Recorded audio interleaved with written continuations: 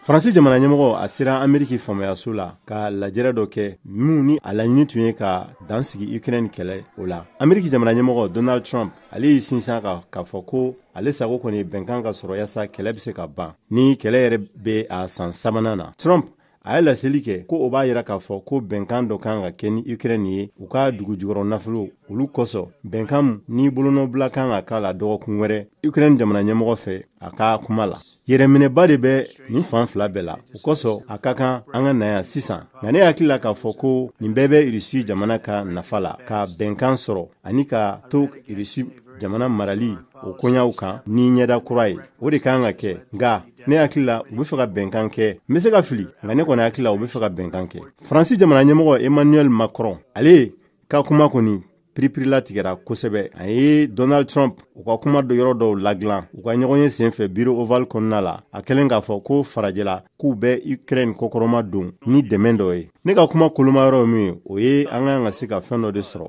mun b'a to a jate bɛ se ka bɔ mun bɛ se ka sɛgɛsɛgɛ ani ka lajɛ wa an kan ka da la k'a fɔ ko an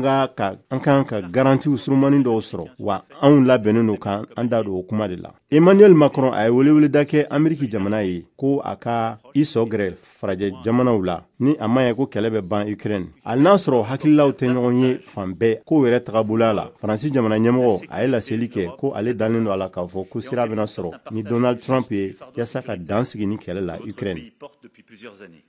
Et au fond, pas simplement, Monsieur le Président, vous savez l'amitié que je vous porte.